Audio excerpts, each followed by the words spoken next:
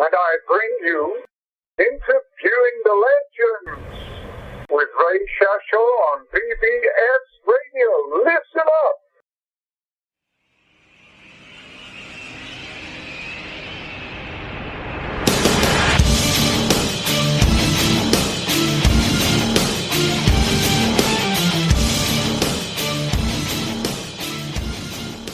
Hello, and welcome to another edition of Interviewing the Legends, brought to you by the Publicity Works Agency, devoted to promoting musicians and authors worldwide.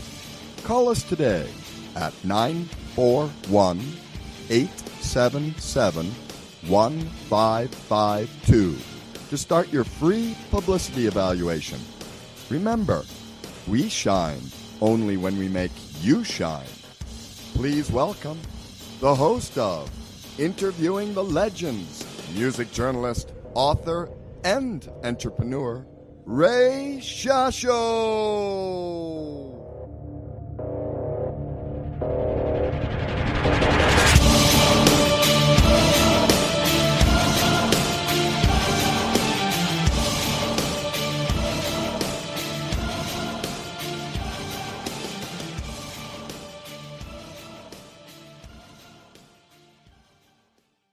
Hello once again, everyone. I'm your host, Ray Shasho. Welcome to another edition of Interviewing the Legends on BBS Radio, brought to you by the Publicity Works Agency. Call us today at 941-877-1552 or email us at publicityworksagency.com. Remember, we shine only when we make you shine. And by the Rockstar Chronicles, my new book features over 45 intimate conversations with the greatest music legends the world will ever know. Available now at bookbaby.com and Amazon.com.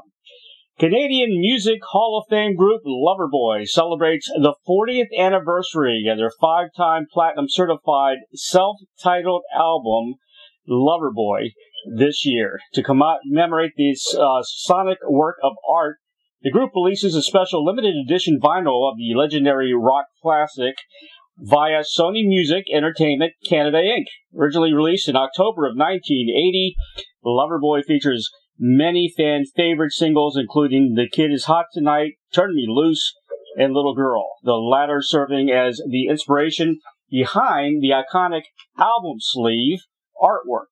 Contemporary Canadian artist Barbara Astman was commissioned to create the cover art and brilliantly typed the lyrics from Little Girl onto a self-portrait Polaroid as it developed.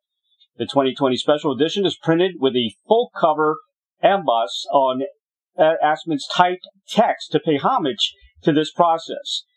Loverboy went on to become a major Canadian rock hit, with winning a record-breaking 6 awards at the 1982 Junos, a record the band still holds today. Upon release, the album sold more than 700,000 copies in Canada, 2 million copies in the U.S., and 4 million copies worldwide. The band's success catapulted them into a top 5 touring acts in the world, making them the first Canadian group to ever earn Columbia Records' exclusive Crystal Globe Award, celebrating the sale of over 5 million albums outside their native country. Since 1992, the band has maintained a steady road presence, with Sony Legacy releasing a greatest hits compilation. The group was inducted into the Canadian Music Hall of Fame at the 2009 Juno Awards. Please welcome Canadian musician and the lead singer of the legendary rock band Loverboy, Mike RENO, to Interviewing the Legends. Hello, Mike. Ray, I'm not worthy, man. It's embarrassing me, man. I had to cut that down, too, man. Wow, I'm getting tired just listening to that intro. Well, you know what it is. You guys now, have these such a long staying power in the music industry. It's hard. Yeah, I know it's hard. It's hard to keep up with you guys. Congratulations, man, on the 40th anniversary of the debut album. I appreciate that, Ray. Thanks. And it's coming out in red vinyl. It looks beautiful. I've got one in my hands. That's awesome. Do you have a really cool old stereo system, like a rack system or anything like that from back in those days? You know, like a Sansui or? I got 3 turntables, none of which are working. I got this thing that you could put a CD in, you could listen to the cassette tapes or records, and it all comes down to these tiny little speakers from Walmart. Oh, It's not a very good system. But Paul Dean, who's an audiophile, told me that this record sounds amazing. wow. I love vinyl. I still do. And I miss those days when you can go to the record store and, look through albums and, check out the great photos and the inside and all that stuff. Yeah. I agree. Yeah. I want to, first of all, before this interview, I told you that I had George Lynch, Dokken fame. And he gave you a lot of compliments, man. He was saying that, I guess you guys toured together at one time. And he said your voice has gotten better and better. And he was astounded. Oh, that's nice of George. George is a good guy. Yeah, we did tour with Dokken for quite a while in the early days. And then I did something not that long ago with the George Lynch band. And it was kind of a fun thing. It was in Austin, Texas, a summer night, 105 degrees kind of thing, 100% humidity. Wow. It was one of those, it was an outdoor show too. It was fun. I was looking at your old videos, from the 80s, early 80s. I got married in 83, so I'm so familiar with the 80s sound. And I was a top 40 DJ in 79 and 80. But the look you had back then, I mean, you could be in Cobra Kai, the new series, the Karate Kid and all that. I started before Cobra Kai. I think you did, yeah. You know how that headband thing got started? How? Curiosity. How? We were playing some nightclubs in Vancouver when we were first starting out. This is before we got a record deal and everything. And we're singing away. I'm doing my show. The lights are 1,000-watt bar lamps, and they're about 6 feet away, if you're lucky. In nightclubs. And after about 3 songs, I was so sweaty I couldn't open my eyes. And so during the break, I cut a sleeve off one of my T-shirts that I was wearing. I just took it off, cut the sleeve off, then I put the sleeve of the T-shirt on as the headband just to soak up the sweat so I could see out of my eyes. And it was like, that's how it all started, really. That was just necessity. Yeah, just like the basketball players, man. It is necessity. I'm sure they can't see the hoop without certain guys, without the headband. So absolutely, yeah. Do you sell those headbands? Do you have them on the market or anything? As like a souvenir? Absolutely, we got them. They're like they're not very much money. We kind of sell them as a kind of and people put them on at the concerts, and they stand up front and sing all the words. It's so much fun. Oh yeah, I can imagine. Yeah, I'd like to get some of those headbands. I'll go on your website. We'll get Tom to send you one. Okay, I sure will. Talk about the inception of, two of the greatest songs in classic rock that are still powerful today is Turn Me Loose and Working for the Weekend. I mean, Working for the Weekend, did you guys plan that? And you knew, hey, if we write a song about working for the weekend, it's going to get a lot of airplay, or did it just happen? It just kind of happened. You know what it is for me? It's originally, I think when we were working on the song, written on the page was Waiting for the Weekend, and I never sang Waiting for the Weekend once. I sang Working for the Weekend every time I sang it, and that's what became, that became the name of the song. And I'm glad I changed it to Working for the Weekend, because Waiting for the Weekend wasn't cutting it. Exactly. It's weird how things work out like that, isn't it? It's like destined. It is totally weird, and it turned out for the best. But in reality, everybody is working for the weekend. We're just working hard all week. We put the effort in, and then boom, boom, boom, time to have a good time on the weekend. So let's go. Well, that's why it's such a huge hit even today. You can't go wrong with a title like that. And you can't go wrong. I like that. You can't go wrong with a title like that. There you go. That'll be your next hit. I'll have to work on that one. And Turn Me Loose, man, that's a great song.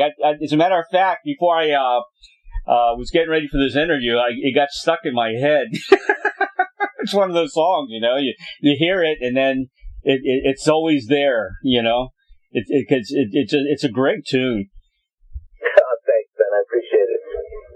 When you guys first started, was it Kiss that was the first band you played with? Well, it was kind of it just kind of happened. What happened was there was a Kiss concert coming to Vancouver, and it came, and the warm-up act, the New York Dolls, weren't admitted into Canada for whatever reason. I can't imagine there's any reason for that. But anyways, so they basically, they phoned down to my manager's office, because he's the guy in town to call, and my manager called me and said, "You're on stage tonight." I said, "Where?" He goes, "The Coliseum," which is the biggest venue in town, right? Yeah. At the time. And I said, "What's going on?" He goes, "You're warming up Kiss." And I went, "No way." Because, warming up Kiss isn't really something you look forward to, because a lot of Kiss warm-up bands get booed off the stage. Yeah. So we're lucky we didn't get booed off the stage. The 45-minute set ran, it just almost like didn't even happen. We didn't even have our bass player with the band yet. We were using Jim Clinch, the bass player for April Wine, because he was in town and he was a friend of ours, and he was just kind of hanging out at rehearsal hall, having some fun. And he was so nervous when we went on stage that he forgot how some of the songs went, because he only practiced with us for a couple of days. And so he looked like a deer in the headlights, and that kind of look. I looked over at him, and the song is starting on the keyboard, your favorite song, "Turn Me Loose." And I walked over to him and I whispered into his ear, "Do, do, do, do." That's funny. And then he went on and played the song, and it was just like that. That's the kind of night it was. And to be honest with you, I was so darn nervous, I don't even remember much more of the show than that. So you don't remember meeting Kiss that night? I don't really remember meeting them, but it's, first gig, we hadn't even had a record out. We hadn't even done any concert. It was the first concert we ever did, and it was in front of, 17,000 Kiss fans. And we got away with it. So, that was a good moment. Man, you played with a lot of big bands, and you just kind of meshed well with everybody. Cheap Trick, ZZ Top, Kansas, Def Leppard. I mean, the list goes on and on and on. And your fans are still very loyal to you guys even today. I mean, I looked on YouTube, and you guys get tons and tons of great comments from all your fans. It's. That's so nice. You know what? That is a real positive thing. We've always been a positive energy band, high energy rock and roll with positive lyrics, and the whole thing we try to do is we don't get preachy. We just try to have a good time, and we want to have at least as good a time as the audience, which is tough to do because the audience has a pretty damn good time. Yeah, that goes a long way when you say positive. A positive attitude does go a long way, and you bring, you generate positive music, positive vibes. It's a great thing, and that's why you guys are so successful. Well, it's probably part of the reason, and we do have great bands. A lot of them become friends over the years. We go to every time we go to a city to play a concert, we've got quite an extensive guest list, and it's because over the years we became friends with a lot of our bands. Yeah, I've interviewed most of the legendary Canadian bands over the years. April Wine, Burton and Burton Cummings, Randy Bachman. All great guys, man. Living all over Canada. The only guys I haven't interviewed yet has been some of the guys from Rush. Yeah. Yeah. I talked to Burton Cummings last night. Funny you should mention his name. Yeah, we've got quite a few good musical entertainers in this country. Absolutely, goes back a long ways. And how about comedy? And comedy. We got some funny, crazy people in this. Yes, you do. Second City TV. John Candy is one of my favorites of all time. Oh, yeah. He was fabulous, wasn't he? He's great. I saw a bio of him. I didn't realize he owned a football team up there, the Canadian football team. I think he was part owners of one of the team, Ottawa, I think, maybe. Yeah, he went too early. The guy was a genius, in my opinion. Absolutely. I cannot disagree that he was a genius. I agree. But you did a lot of soundtracks also. You guys did a lot of soundtracks. Well, I've done a few on my own, and I've done a few with the band. Top Gun was a big one. Yeah. Kevin in Your Eyes was from Top Gun. That was a pretty cool thing to do. That was a huge movie. Are you kidding me? And the soundtrack was like fabulous. And I was lucky enough to do another one for Footloose, the movie Footloose, and it turned out to be a fabulous hit. And it was a duet with Ann Wilson, one of my, I shouldn't say one of my, she's my favorite female singer. Other than my wife, I better throw that in. So Ann and I just stood up in that microphone. I gotta swear, after we took an hour to kind of get to know each other, we stood up and looked at each other face to face, sang that into the same microphone one time. See you later. Yeah. What a voice she's got. Fantastic. What a voice. You guys mesh very, very well together. You know, that's a beautiful song. That's a gorgeous song. I talk with Roger Fisher from time to time. He's a nice guy. You know, the original guitar player from Heart. Yeah. And I've interviewed everybody in Heart except for Ann and Nancy. It just hasn't happened yet.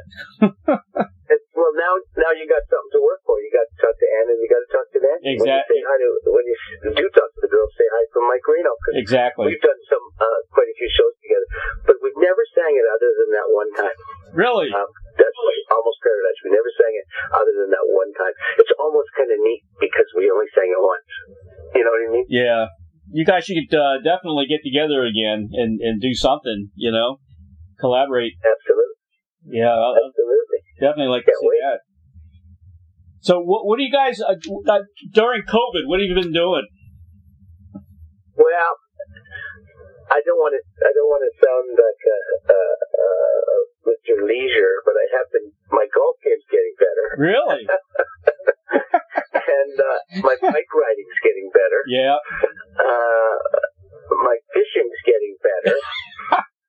And occasionally I go into the studio and we work on a song, Paul and I work on songs here and there. We finish them up and put them on the internet as a little treat to our fans to keep them interested until we come back. This COVID thing's really turned us into a whole different breed of people, right? Yeah, it's retirement.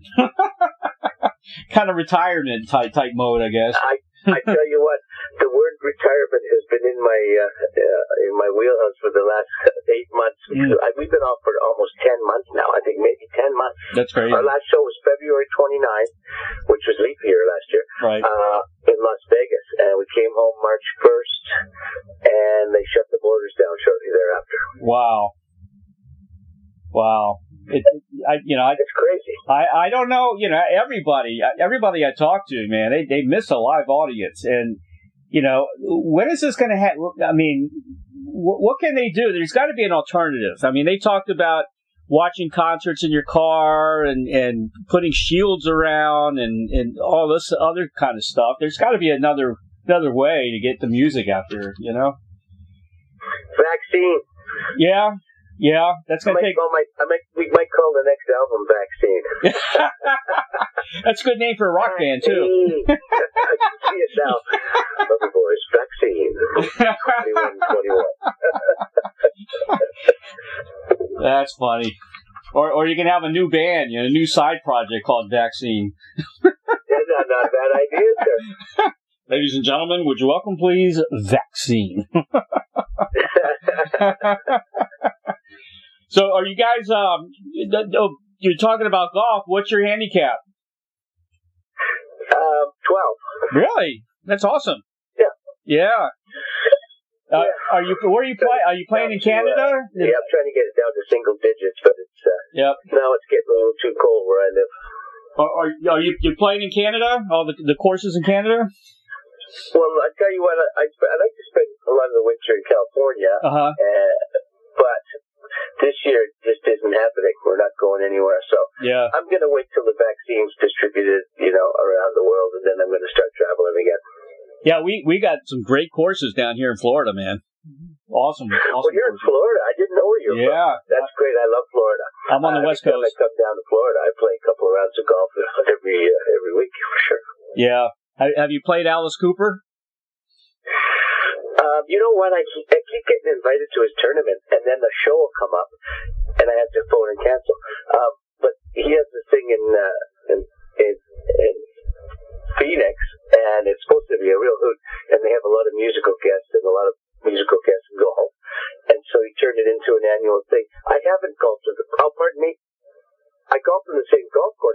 one day, but we weren't playing together. But I could see him over there. He's a good golfer. Yeah, he is a good golfer. He even wrote a book, I think, about golfing. Yeah. He put a lot of effort into it. He told me that he went from Budweiser to golf courses. You know. Yeah, exactly. He gave up one for the other. Yeah, that's how I think he got sober, from playing golf. That's exactly right. He said he had the personality where he had to get in. I've heard from a lot of people he plays 2 rounds a day. Wow, that's incredible. Yeah, he's really into it. I love to play, but I hurt my arm, so now I haven't played since I hurt my arm. I had surgery on my arm, and I also had wrist surgery, so I'm kind of a little worried, about that. But I need to go out there and start swinging the club again. Yeah, just start stretching it out a bit, Yeah. Yeah. What's this connection you guys had with Putty from Seinfeld, Patrick Warburton? Well, I met him at a golf tournament, and we had a really nice time. And then the company hired us to do the commercial for the car rental place. Right. The one that he does? National Car Rental, I think. Yeah. National Car Rental, exactly. Yeah. And so the deal was, he's doing his thing, and he walks up to the car, and he goes, I got to tell you, just like my good friends in Loverboy, I'm loving every minute of it. And then the song starts playing. Oh, man. And we drive out of the place, and there's like flash pots going off each side of the car as he's driving, and we're all in the car, and the whole band's, I'm beside him, and the rest of the band's in the back seat. It's just hilarious, right? Anyways, we became good friends. He's really, really a fun guy. Yeah. He's a good guy. Yeah, I love him, man. He is so funny, and so, without him, it just wouldn't be Seinfeld. No, he was fantastic. He plays that role very well, Putty. He's a little dense, he's a little quiet, yeah, a little moody, and he kind of talks like that. Yeah, exactly. Monotone, very monotone, No one. That's right. Yeah, I was lucky enough. I know Kenny Kramer, the original Kramer, and that's who they based it off of. Larry David was a neighbor of his, and that's how they got started, and based the character off of him. He's cool. Oh, really? Yeah, that's very cool. Yeah, he's a pretty cool guy. He does a tour in New York, and he shows you all the Seinfeld sites and things like that. And he actually does the bus tour himself. Cool. He's a pretty good guy. Mike, here's a question I ask everybody, and I get some interesting answers. If you had a Field of Dreams wish, like the movie, to perform, collaborate with anyone from the past or present, who would that be? I would give anything to be on stage with the Beatles. The Beatles, yeah. I gotta be honest with you. Absolutely. Yeah. I love the Beatles. When the Beatles first came out, I just went, are you kidding me? I just said, this is what I'm going to do right here. Right here is what I'm going to do that. I even sent a letter to the Beatles saying, I should be your drummer, because I started off as a drummer. Yeah, that's right. That's right. And I don't believe I did get return mail on that one yet, but I'm still waiting. Have you met any of them? I have not, but I'm looking forward. I'd love to meet Paul. Yeah. Actually, you should be in Ringo's All-Star band. It's time they need to change up, and that would be perfect for you. That would be fun. Yeah. I'll wait, and then I could say I hung out with the Beatles. There you go. I covered a lot of Ringo shows, and he's had the same group. I mean, they're excellent musicians, who they have in the band now. But Greg Raleigh's in there. Of course, Todd Rundgren's always in there. But I think it's time for them to change it up again. They usually change. Jack Blaze plays with them once in a while. Yeah, that's right. Yeah. And I don't know if Wally Palmer was ever in the band. Wally Palmer from the Romantics. I think he might have been with them for a while. Yeah, I think so.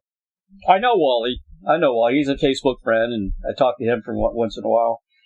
But yeah, exactly. I think you'd be perfect in the band. Burton was in there. Oh, Bird was in there. That's cool. Yeah. That's cool. Bird's a funny guy. Man, he could sing. He could sing and play. He could play every one of his songs on the piano and just sing beautifully. You can't believe how good he is. Bird's a funny guy too, man. His impressions. Have you heard his impressions? You know what I know most about Bird, other than he's a good friend and a very nice man and a great singer, is that he is a musicologist. I think I'd probably say musicologist, if that's a word. He has access to so many songs, and he actually taught me a good way to keep your songs. He says, we know when you get rid of your old phones, and you can put like 64 gigs of stuff on these phones. Right. He says, if you don't use the phone again, just load it up with music and keep it around, and then plug that in and play the music from that particular phone. I thought, what a great idea. Next time you talk to him, ask him to do the Gordon Lightfoot imitation. Oh, Gordon. We call him Gordon Heavy Toe. Why is that? Oh, it's just kind of a joke. Just the opposite of Lightfoot.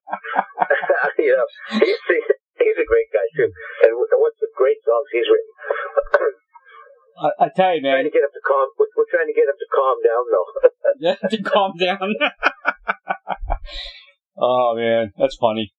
But Mike, you got anything else you want to promote? What's going on now with a new album coming out or anything like that? Are you working on anything? Working on some new music. Paul and I, we've got a few new things going. We're going to finish them up, put them on our website, loverboyband.com. Right. So everybody go there. We just give them away for free now. No point trying to sell them. Nobody buys them anyways. Not in the present day. They just get them off the internet. So we might as well be the ones giving it away. It's a shame, huh? It's a different era now. It's unreal. You know, I remember going to concerts, and you know, the standard price was $650, $550, and $450, and you saw 3 heavyweight bands, and they would do that so you can buy their album, and that's where the money was. Now it's the reverse. Yeah, now it's the reverse. Yeah. Yeah. But we're going to be out there just as soon as we're able. We just got to wait for the vaccine to kick in, everybody get better and protected, and then we're going to be right there in a town near you, baby. Yeah, I got a feeling you'll be at Ruth Eckerd Hall. I think you played there before in Clearwater, and that's yeah. I love Ruth Eckerd Hall. That's awesome. Hey, listen, how about the Tampa Bay team last night, huh? There you go. I'm glad you mentioned that. Wow, I was rooting for him. I'm a big Tom Brady fan. Well, he's incredible, but Tampa Bay defense, man, they really stepped up. They really stepped up. Yeah, but they shut those guys down because New Orleans was playing really, really strong yesterday. They were really awesome. I thought they were going to take them, and then all of a sudden the defense started holding them back, and I thought, interesting. How cool is it if they make it to the Super Bowl? Because you know the Super Bowl's here in Tampa, so that would be so cool. Unfortunately, we're not going to have a lot of fans. You know, it's sad. You know, you can't celebrate. Yeah, yeah. And then we won in hockey too. You know, the Lightning won. We were the world champions there. We're still mad at you about that. I'm mad at you for that. Yeah, I'm a big hockey fan. I mean, probably bigger than anything else. I should be living in Canada, I think. But yeah, I like the Lightning and I like the Capitals because I'm originally from DC, so I'm an Ovechkin fan, of course.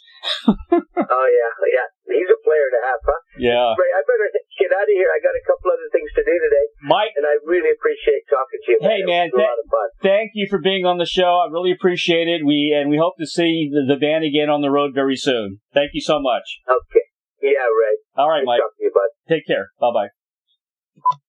Purchase Canadian Music Hall of Fame group Loverboy 40th Anniversary Vinyl Edition, also in red, edition of the multi-platinum certified self-titled album Loverboy. It's a limited vinyl LP pressing of the Canadian rock band's 1980 debut release to coincide with the album's 40th anniversary, and you can get that at Amazon.com. For more information about Mike RENO and Loverboy, visit their official website, www.loverboyband.com. Also on Facebook at www.facebook.com/Loverboyband, and also on Twitter, www.twitter.com/loverboyband. Very special thanks to Tom Berger of Wolfson Entertainment Inc. for arranging this interview with Mike Reno, and of course the dynamic duo of Doug and Don Newsom of BBS Radio for making the magic happen for each and every broadcast of Interviewing the Legends. Of course, if you have comments or suggestions for the show, you can contact me at interviewingthelegends@gmail.com. And please, please, please subscribe to my YouTube channel, Interviewing the Legends with Ray Shasho, for the very latest interviews. Hey, it's real news, people. And, of course, my new book is out. It's called The Rockstar Chronicles. It's Series 1. I hope to get at least 4 in the series. Chronicles Truths, Confessions, and Wisdom from the music legends that set us all free. You can order yours today on hardcover or ebook at bookbaby.com and amazon.com. It features over 45 intimate conversations with some of the greatest rock legends the world will ever know. Here's just a few of the people that I've interviewed and are in the book. Legendary Chris Squire from Yes, Dr. John the Night Tripper, Greg Lake from Emerson, Lake and Palmer, Henry McCullough from the Joe Cocker Band, Jack Bruce from Cream, of course, and Robin Trower, and all kinds of other collaborations he did. Joe Lala, who was my first interview ever, played with Manassas. He was on the Saturday Night Fever album, Blues Image. Joe's a great guy. Visited him many times in Tampa. Johnny Winter, Keith Emerson from Emerson, Lake and Palmer. Keith and me talked about the revolving piano that was in California Jam. And if you go to Wikipedia, you can find out a little bit about that conversation that me and Keith had, but buy the book. Paul Kattner from Jefferson Airplane, Jefferson Starship, Ray Thomas from the Moody Blues, Ronnie Montrose, who I hung out with backstage. Great guy, him and his wife, Lisa. Tony Joe White, who taught Elvis lots of things, including giving him a couple of songs to sing while he was on tour, and also try to teach Elvis a little bit more of the guitar, which he was not successful at. David Clayton Thomas from the Blood, Sweat and Tears. Mike Love from the Beach Boys, of course. Tommy Rowe. Tommy Rowe was on the bill with the Beatles when they came to Washington at the Coliseum. And he's also a big top 40 hitmaker. Barry Hay from Golden Earring. Chris Thompson, Man for Man. Jesse Colin Young, Youngbloods. John Kay from Steppenwolf. Julian Lennon. Mark Lindsay from Paul Revere and the Raiders. Mickey Dolenz from the Monkees. Man, the list just goes on and on. Peter Rivera from Rare Earth. Tommy James from the Shondells. Todd Rundgren, Dave Mason, Edgar Winter, Frank Marino. Greg Raleigh from Santana, Ian Anderson from Jethro Tull. We also have Jim Dandy Mangrum from Black Oak, Arkansas. John Anderson from Yes. Of course, Lou Graham from Foreigner. Mick Bach from Uriah Heep. Randy Bachman, VTO, and the Guess Who. The great Robin Trower.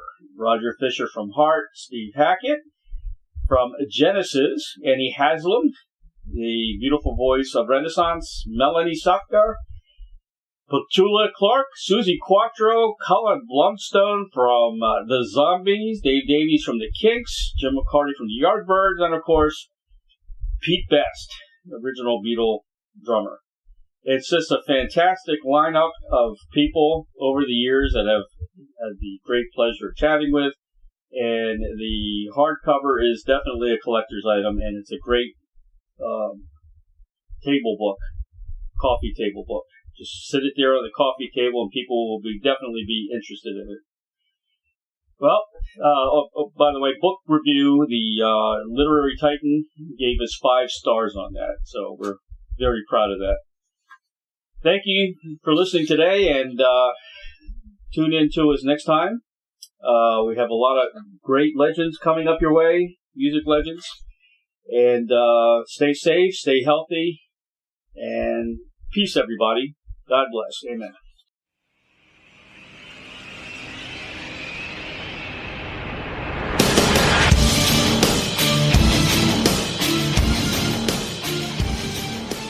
Thank you, everybody, for listening to Interviewing the Legends, brought to you by the Publicity Works Agency. Call 941-877-1552 or visit us at publicityworksagency.com, specializing in author and music artist publicity plans. We shine when we make you shine.